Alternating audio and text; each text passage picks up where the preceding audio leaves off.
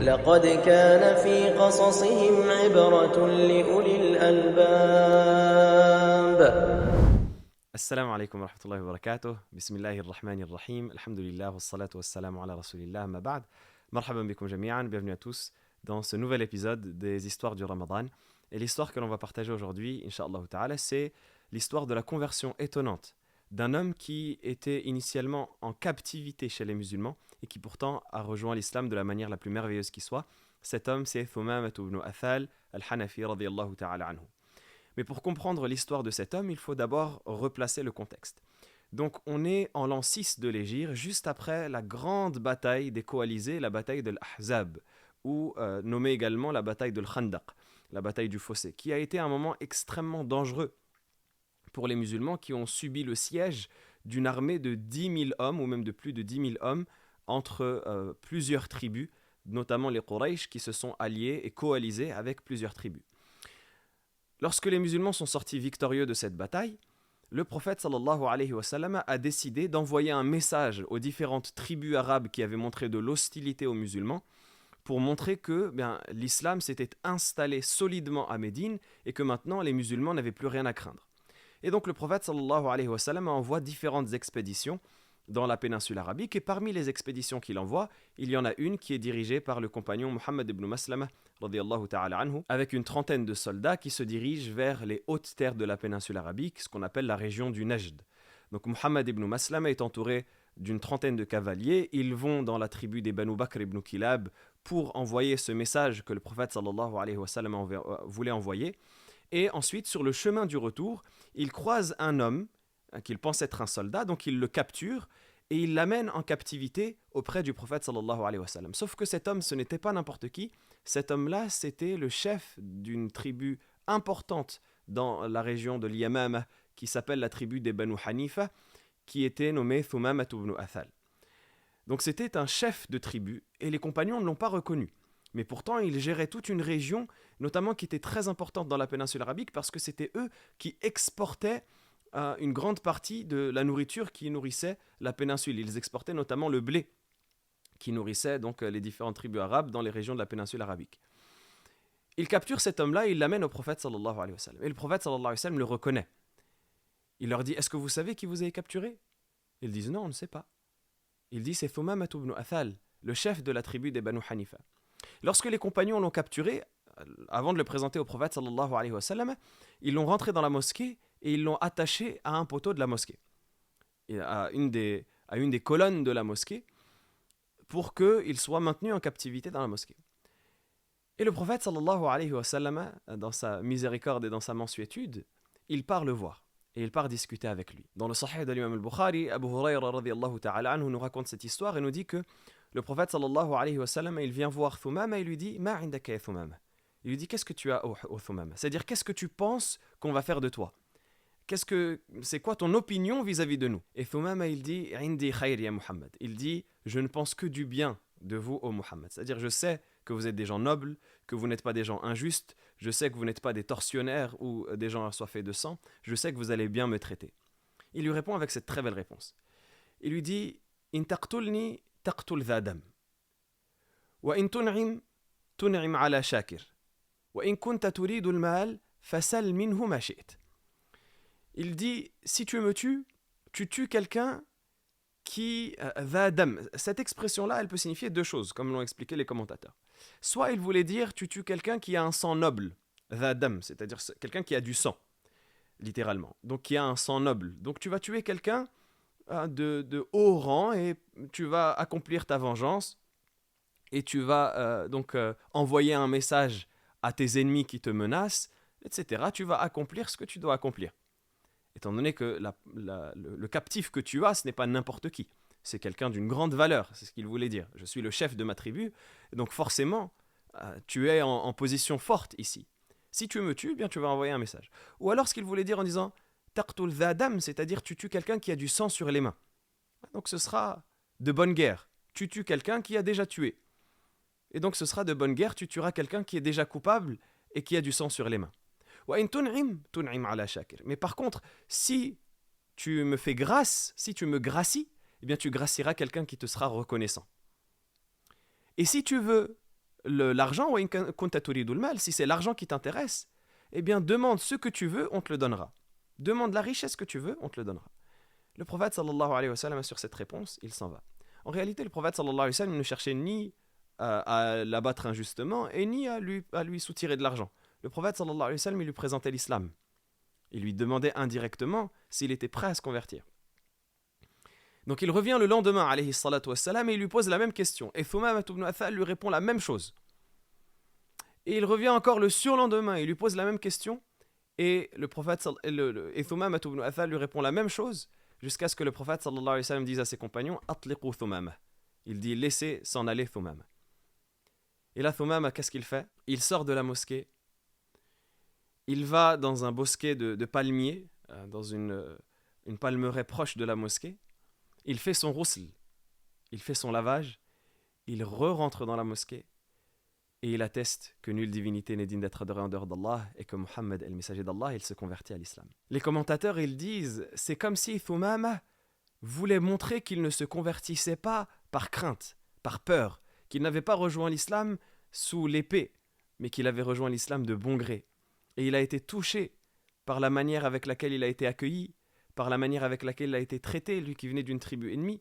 Il a été touché par la manière avec laquelle le prophète sallallahu alayhi wa sallam l'a considéré.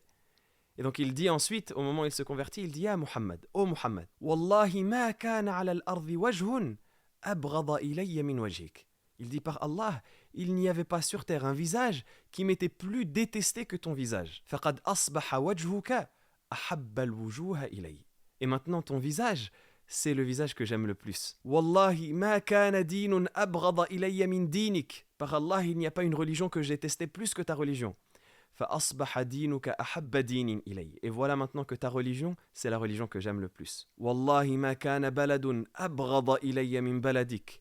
Fa asbaha baladuka ahabba al-biladi ilayya. Par Allah, il n'y a pas une terre que je détestais plus que ta terre. Et maintenant, la terre dans laquelle tu habites à Médine, c'est la terre que je préfère. Et donc Thumamah, il fait cette belle déclaration au prophète sallallahu alayhi wa sallam, où il montre que cet événement-là, cette histoire-là l'a profondément changé. Et il est passé d'un des ennemis les plus intenses du prophète sallallahu alayhi wa sallam à un des alliés les plus rapprochés. Et c'est ce que l'on va voir par la suite, parce que l'histoire ne s'arrête pas là. On va voir dans le comportement de Thumamah qui va prouver sa sincérité et qui va montrer à quel point est-ce qu'il a changé véritablement. Déjà, Thumamah, il commence par poser une question au prophète sallallahu alayhi wa sallam, ce qui montre son humilité, parce que c'est quand même un chef de tribu. C'est quand même quelqu'un qui aurait pu avoir tous les droits d'être orgueilleux. Hein. Les chefs et les rois à l'époque, c'était des gens qui étaient très orgueilleux. Mais pourtant, il a cette humilité-là, une fois qu'il s'est converti, de consulter le prophète sallallahu alayhi wa sallam. Exactement comme un élève consulte son maître, et c'est ce qu'il était devant le prophète alayhi salatu wassalam. Et donc il lui pose la question, il lui dit « Lorsque les compagnons m'ont capturé, j'étais sur le chemin pour accomplir une umrah. Est-ce que tu me conseilles de continuer à l'accomplir? Est-ce que je dois aller l'accomplir ?» Pourquoi est-ce qu'il pose la question? C'est parce que il faut savoir que les polythéistes à l'époque, ils faisaient la umrah et le hajj. Et Thumamah, il avait l'intention de faire cette umrah-là en tant que polythéiste. Sauf qu'ils avaient falsifié énormément de rites. Il y avait déjà des idoles autour de la Kaaba, au nombre de 360, lorsque le prophète sallallahu alayhi wa sallam va libérer la Mecque. Ensuite également, ils modifiaient énormément de choses. Ils avaient falsifié énormément de choses de l'héritage qu'ils avaient reçu d'Ibrahim alayhi salam. Dans la talbiya par exemple, ils introduisaient une formule de shirk, où ils disaient qu'Allah subhanahu wa ta'ala a des associés. Labbayka la sharika lak illa sharikan huwa lak tamlikuhu wa ma malak. Donc nous répondons à ton appel, pas d'associé à toi, sauf un associé qui est à toi, que tu possèdes et ce qu'il possède. Également, ils faisaient le tawaf en étant nus. Donc certaines tribus des Arabes, ils faisaient le tawaf en se dépossédant de tous les vêtements, en passant nus, hommes comme femmes.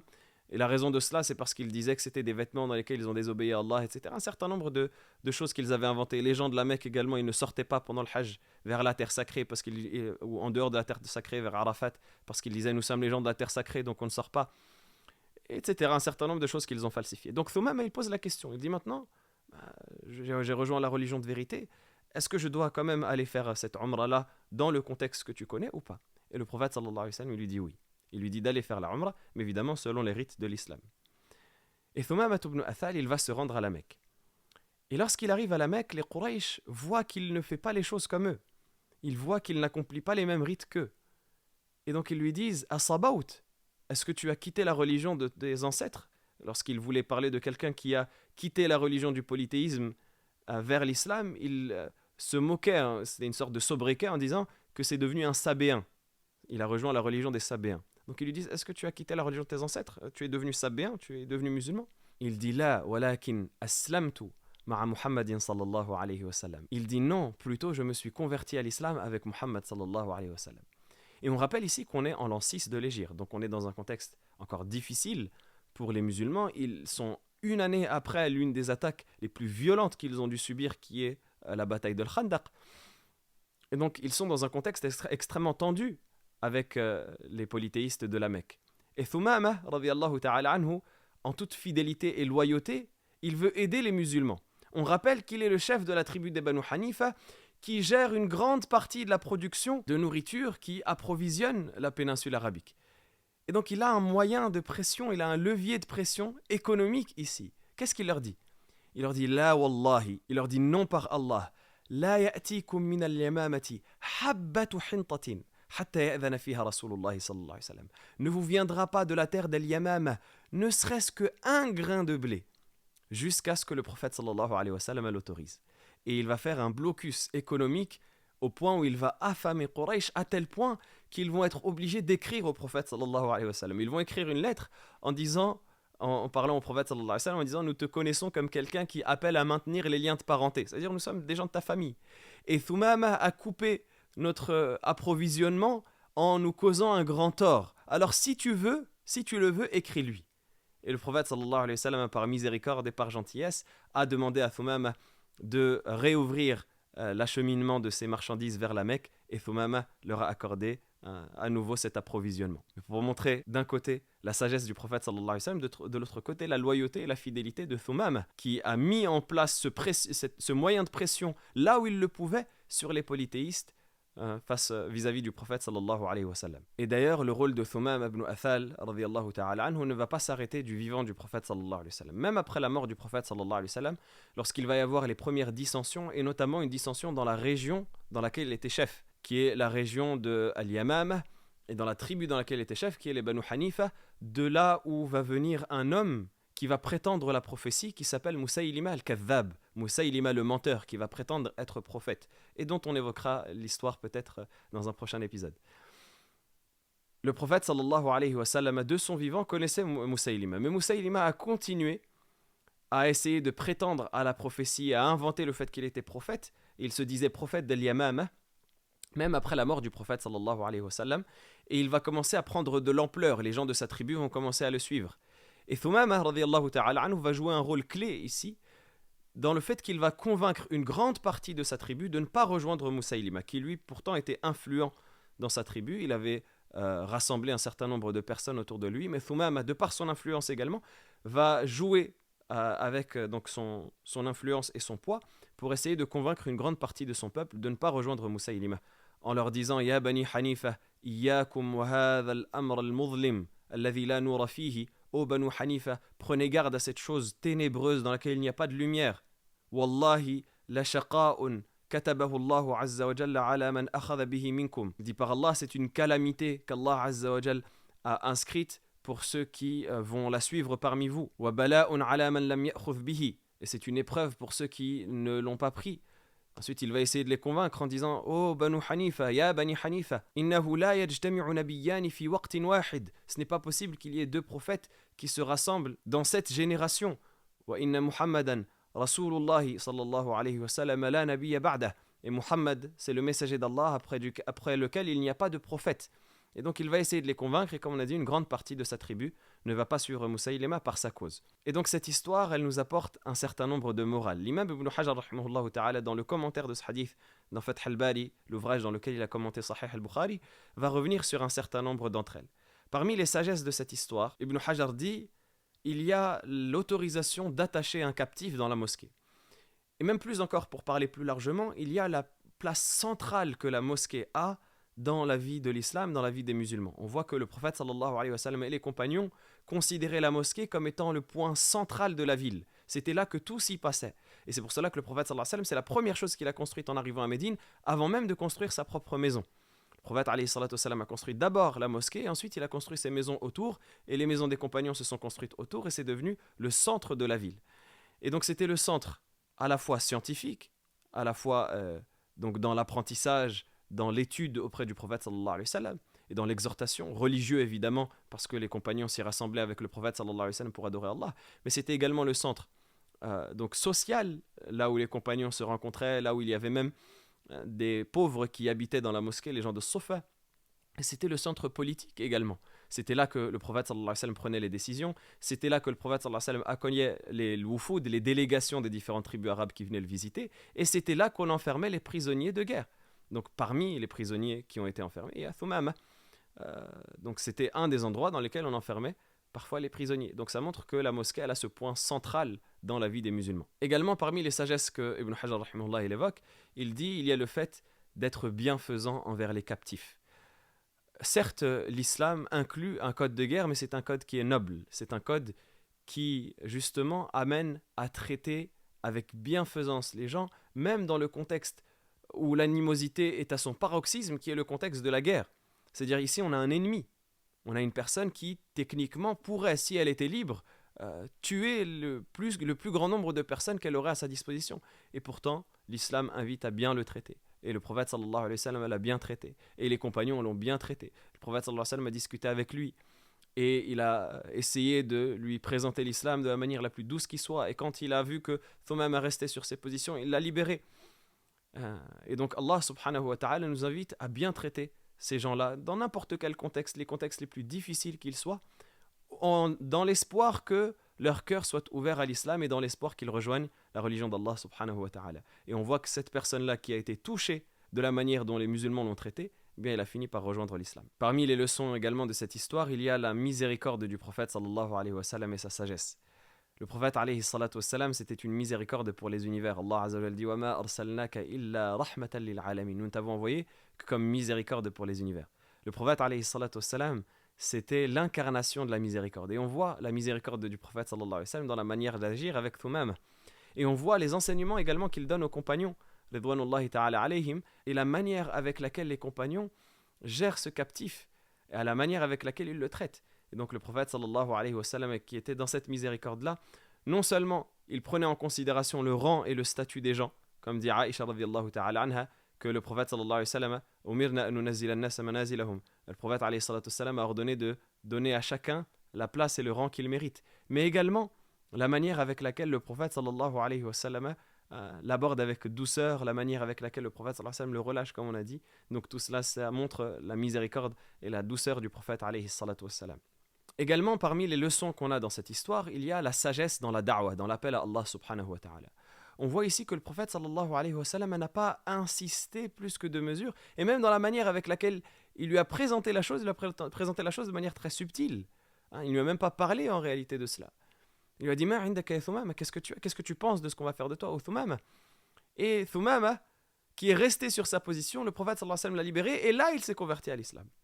Et donc parfois, il est bon de présenter les choses sans insister, sans trop être dur avec la personne, sans trop brusquer la personne, de présenter les choses de la manière la plus subtile qu'il soit et de laisser la personne faire son cheminement.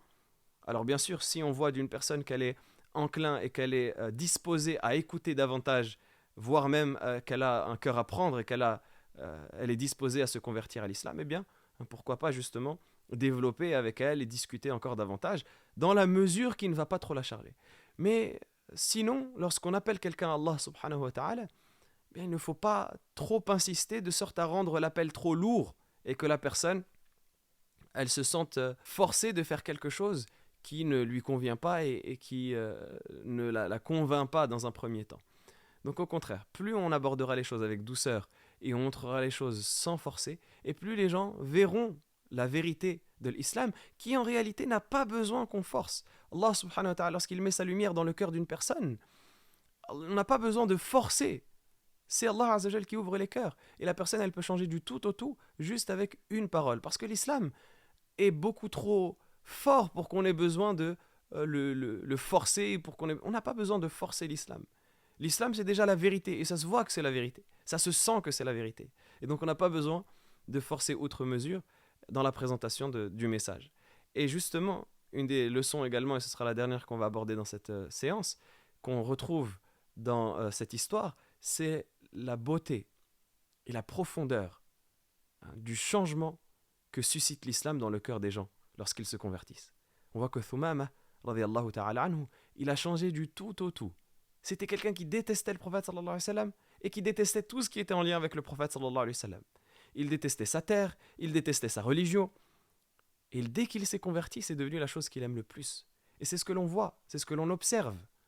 Si on ne voyait pas ça au quotidien chez les personnes qui se convertissent, on pourrait dire que c'est de l'exagération. Mais c'est ce qu'on voit. Une personne qui quitte ce dans quoi elle était et qui rejoint l'islam, on voit qu'elle est bouleversée dès les premiers instants. Et que tout change pour elle. Et qu'elle a des sentiments qui sont nouveaux. Et qu'elle a une toute autre relation avec Allah subhanahu wa ta'ala qui se développe très rapidement. Parfois on voit des gens qui commencent très très vite à avoir un lien régulier avec Allah subhanahu wa ta'ala et profond, quelques jours après leur conversion. Et ça, c'est l'effet que l'islam a sur les cœurs et la profondeur de la religion d'Allah subhanahu wa ta'ala, à quel point est-ce qu'elle change les gens. On demande à Allah subhanahu wa ta'ala qu'il nous fasse miséricorde et qu'il nous accueille tous dans son paradis. Hada wallahu a'lam. Barakallahu fikum. Assalamu alaikum wa rahmatullahi wa barakatuh. وإن كتاب الله أوثق شافع وأغنى غناء واهبا متفضلا